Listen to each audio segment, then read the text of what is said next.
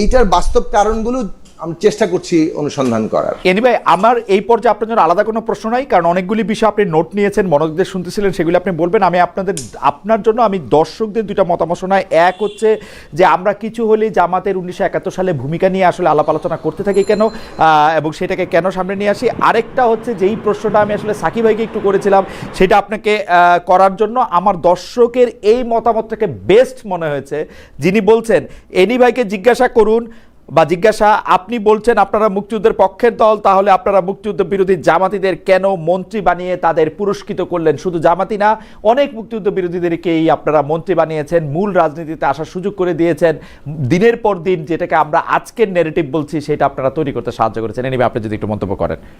দেখুন, ধন্যবাদ। ছাত্র রাজনীতির আলোকে আমি যদি সম্পূর্ণ জাতীয় রাজনীতির আলোচনা নিয়ে আসি, তাহলে এই মুহূর্তে সব অ্যান্সার দেওয়া যাবে না। আমি শুধু এটাই বলবো, যেটা জুনায়েদ সাকিব বলার চেষ্টা করেছেন এবং আমিও বলেছি, যে সাধারণ ছাত্রদের মুখপাত্র হয়ে যেভাবে একটা মব তৈরি করা হয়েছিল, এটার রেজাল্ট হয়তোবা আমাদেরকে পেতে আরো 2-4-5 বছর অপেক্ষা করতে হবে। কারণ ছাত্র শিবির, আমি মনে করছি যে ঢাকা বিশ্ববিদ্যালয় ক্যাম্পাস নয়, বিভিন্ন প্রতিষ্ঠানে যে সুযোগটি গত 10-12 বছর বা এই 1-1.5 বছরও বিশেষভাবে নিয়েছে, তারা সাধারণ ছাত্রদেরকে জিম্মি করে রাজনীতি করেছে, যে সুযোগটা কখনো ছাত্রদল গ্রহণ করে নাই। গ্রহণ করে নাই কারণ তারা সেখানে গুপ্তভাবে ছিল, এবং 17 বছরের মধ্যে 10-12 বছর লাস্ট তারা কিন্তু তাদের পরিচয়টা তারা কিন্তু ওইভাবে দিয়ে রাজনীতি করে নাই। আর আরেকটা জিনিস হলো না, এনিভাই এই পর্যায়ে আমার প্রশ্ন করতেছে, গুপ্তভাবে থাইকা একটা ছাত্রকে কিভাবে প্রভাবিত করা সম্ভব? আপনি তাকে হলে সিট দিতে পারতেছেন না, তাকে অন্য জায়গায় অন্য কোনো সুবিধা দিতে চাচ্ছেন না, ডাইনিং এ বাকি খাইতে দিতে পারতেছেন না, যেগুলি ছাত্ররা মানে অনেক সময় বিপদে পড়ে হোক সুখে পড়ে হোক এগুলি করে। তো গুপ্তভাবে আর কিভাবে প্রভাব, মানে এই প্রভাবটা কি এনি ভাই আসলে আপনি তারা তো ছাত্রলীগের ছায়াতলে থেকেও রাজনীতি করেছে এবং অনেকে ছাত্রলীগের সঙ্গে সম্পৃক্ত ছিল। আর এই যে 17 বছর চলে যাওয়ার পর যখন সর্বশেষ জুলাই আন্দোলন তৈরি হলো, এবং এই যে লাস্ট গত 1 বছর, তারা কিন্তু তখন সাধারণ ছাত্রদেরকে জিম্মি করে তারা দেখিয়েছে যে না, আমরা সাধারণ ছাত্রদের নেতৃত্ব দিচ্ছি। কিন্তু বাস্তবে এই রেজাল্টটা কিন্তু যে এমন ছিল যে তারা ছাত্র সমাজকে জিম্মি করে তারা রাজনীতিটা করেছে। এটা গত কয়েকদিন যাবত ডাকসু নির্বাচনকে কেন্দ্র করে সমাজের সামনে, শিক্ষার্থীদের সামনে আস্তে আস্তে ফুটে এসেছে। এই জন্য আমি বললাম হয়তোবা এই রেজাল্ট এই মুহূর্তে আমরা পাবো না, কিন্তু এই যে জিম্মি করা, আজকে আমরা শুধু বলবো না যে তারা জামাত শিবিরের রাজনীতি দিয়েই সব জিম্মি করেছে।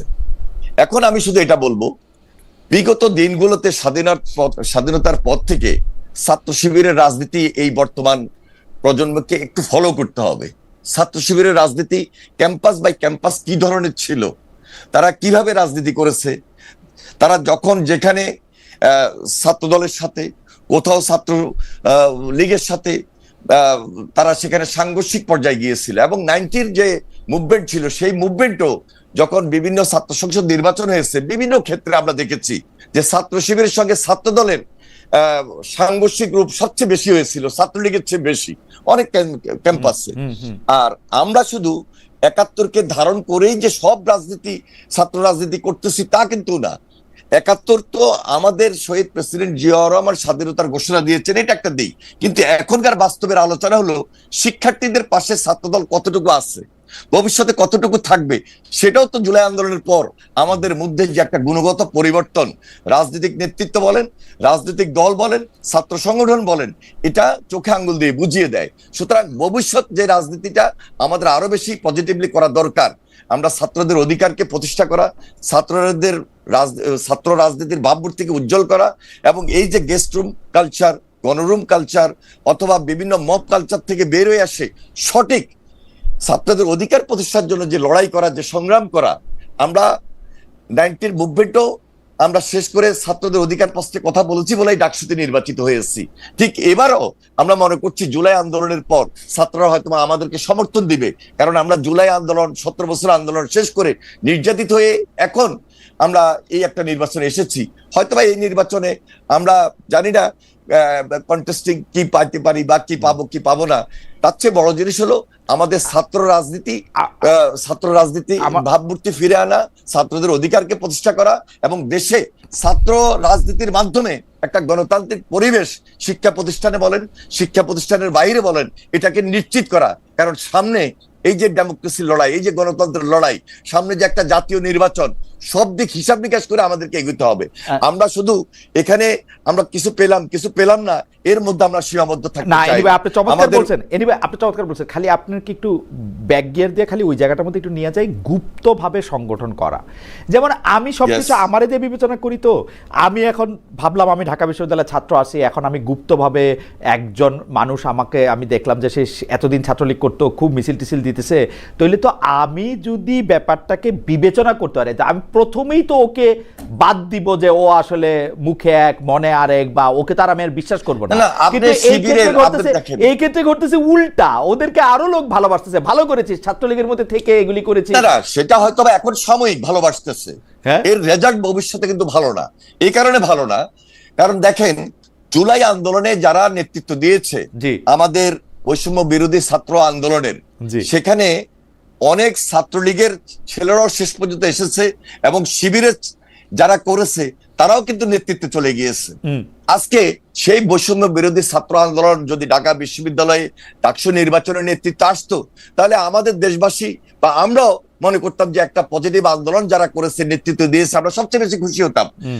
জুলাই আন্দোলন যারা করেছে, বৈষম্য বিরোধী আন্দোলনের যারা নেতৃত্ব দিয়েছে, এই যে জেনারেল স্টুডেন্টদের মাধ্যমে একটা সংগঠন গড়ে ওঠা, তারা যদি ডাকসুতে না আসতে পারে, উমামা ফাতেমার মতো নেতৃত্ব যদি না আসতে পারে, বা আমার ছাত্র দলের যে জুলাই আন্দোলনের নেতৃত্ব আজকে আবির দিয়েছে, তারা যদি না আসে, তাহলে আমরা বুঝে নিব যে এখানে একটা ভয়ঙ্কর অপরাজনীতি কাজ করেছে। ভয়ঙ্কর অপরাজনীতি আপনি এটা বললেন, আমি জুলাই আন্দোলনের অন্যতম মানে মাস্টারমাইন্ড বলবো না, কেমন জানি শব্দ, কিন্তু সাকিব ভাই একদম সবকিছুতেই একদম সামনে থেকে ছিলেন। পরবর্তীকালে টেবিল ডিসকাশনে উনি অনেকটা বড় ভূমিকা পালন করছেন। সাকিব ভাই, জুলাই আন্দোলনের কথা আমিও ছিলাম সেখানে। আরে হ্যাঁ, আপনিও ছিলেন ভাই, সরি।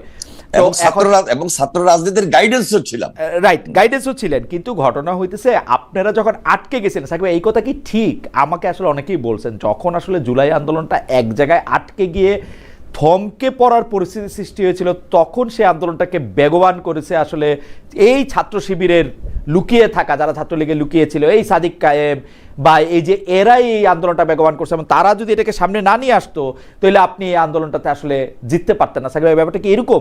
সেজন্য জুলাই আন্দোলনের মূল ক্রেডিট তাদের দেওয়া উচিত, যেটা তাদেরকে দেওয়া হয় না বলে তারা আফসোস করতেছেন। আপনি কি মনে করেন?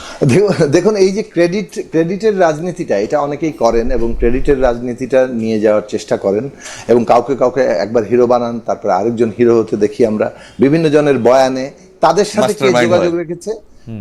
কে যোগাযোগ রেখেছে সেটার দ্বারাই তিনি পুরোটার আন্দোলনের ক্রেডিট এবং হিরো হয়ে যাচ্ছেন, তিনি মেটিকুলাস ভাবে করে ফেলছেন।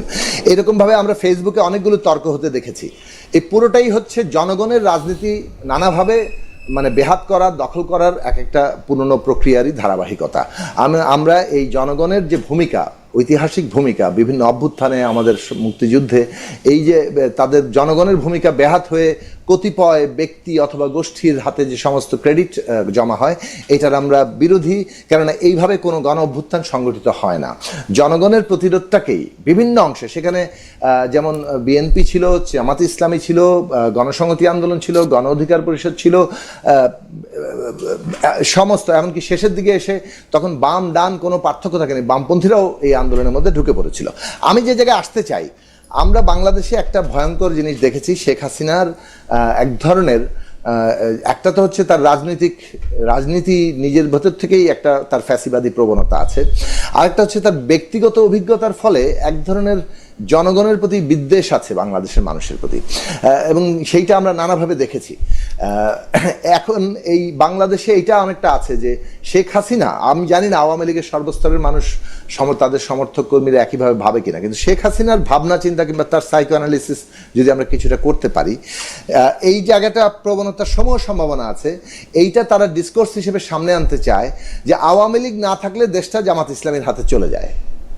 আওয়ামী লীগ না থাকলে দেশটা অরাজকতা নৈরাজ্যের মধ্যে চলে যায়, এইটা তারা প্রতিষ্ঠা করতে চাইবে। এবং এইরকম অনেক ঘটনা আমরা দেখব যে যেখানে আসলে শেখ হাসিনার নির্দেশে এই এমন ধরনের কতগুলো ঘটনা ঘটবে যেটাতে এইরকম একটা ন্যারেটিভ টানা যায়। তো তাদের তাদের দাবি ছিল এটা একটা জামাতি মানে কি বলে অভ্যুত্থান, অথবা জামাত এই জিনিসটা পুরো জিনিসটা করছে। এবং এইটা যেভাবে তারা প্রতিষ্ঠা করেছে তাতে অনেক ক্ষেত্রেই আবার অনেকে এটাতে কিছুটা হাওয়া দিয়েছেন। আমি বলবো যে বাকশাসের একটা ভূমিকা, মানে এনসিপি যে গঠিত হলো, বৈষম্য বিরোধী ছাত্র আন্দোলন ছিল আমাদের অভ্যুত্থানের শক্তি, তাদেরকে আমরা সবাই সমর্থন করেছি, তার মধ্যে সবাই ছিল। কিন্তু এই বৈষম্য বিরোধী ছাত্র আন্দোলন যদি তার কাঠামো গড়ে তোলে, বর্তমান অন্তর্বর্তী সরকারের সময়কালে একটা রাজনৈতিক, অর্থনৈতিক, সামাজিক, সাংস্কৃতিক বন্দোবস্ত বদলানোর যে পরিবর্তনের যে একটা প্রেশার গ্রুপ হিসেবে তারা থাকতো, তাহলে আজকে ধরুন বিশ্ববিদ্যালয়ের ক্যাম্পাসগুলোতে বৈষম্য বিরোধী ছাত্র আন্দোলনকে আমরা সবার আগে দেখতে পেতাম। কিন্তু যেটা আমরা দেখেছি যে তারা ক্ষমতার অংশীদার হলেন এবং তারপরে তারা আসলে একটা পক্ষের দিকে কিছুটা ঝুঁকে গেলেন, অভ্যুত্থানের মধ্যেই বিভিন্ন অংশের মধ্যে বিরোধ তৈরি করতে থাকলেন, পুরনো বন্দোবস্তের কায়দায় মনে হতে থাকলো যে আচ্ছা একটা দলের বিরোধিতা করার মধ্যে দিয়ে আমাদের রাজনীতি প্রতিষ্ঠা হবে। এই জায়গাটাতে গেলেন, আমরা গুরুত্বপূর্ণ করতে পারলাম না রাষ্ট্রের সংস্কারের প্রশ্ন, রাষ্ট্রের গুণগত পরিবর্তনের প্রশ্ন। সেইখানে বিএনপির ভূমিকা আরো দায় আছে। বিএনপি আজকে যতগুলো সংস্কারে সম্মত হয়েছে, শুরু থেকে অনেকগুলো জায়গাতেই তারা সম্মত ছিল না। ফলে যেটা মুশকিল হয়েছে যে বিএনপি বোধহয় সংস্কার চায় না, এরকম একটা ন্যারেটিভও দাঁড় করিয়ে হয়েছে।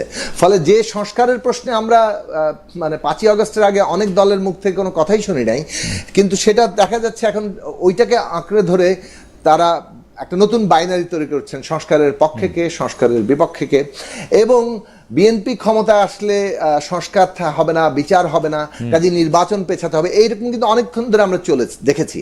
এই সমস্ত রাজনীতি মেরুকরণ আমাদের এখানে মূল প্রশ্নগুলোকে দারুণভাবে ক্ষতিগ্রস্ত করেছে। একটা হচ্ছে বিচার আমাদের হতেই হবে, বিচার হবে নতুন রাষ্ট্রের নতুন যাত্রার, মানে পুনর্গঠিত রাষ্ট্রের নতুন যাত্রার একটা গুরুত্বপূর্ণ ভিত্তি। ন্যায় বিচার ছাড়া রাষ্ট্র টেকে না। 2 নম্বর হচ্ছে সংস্কার আমাদের লাগবে, এটা আমাদের অস্তিত্বের শর্ত হয়ে দাঁড়িয়েছে। আমরা যদি বিকশিত হতে চাই তাহলে আমাদেরকে সংস্কার করতে হবে, নতুন একটা বন্দোবস্ত লাগবে, সেখানে ক্ষমতার ভারসাম্য তৈরি করতে হবে। এবং নির্বাচন এর গুরুত্বপূর্ণ অংশ, নির্বাচন বাদ দিয়ে হবে না। তাহলে আমি এটাকে ফিরছি, আমি শেষ করি। এই জায়গাটাতে একটা গুরুত্বপূর্ণ মানে মেরুকরণ ঘটেছে এবং আমার মনে হয় সংশ্লিষ্ট সকল রাজনৈতিক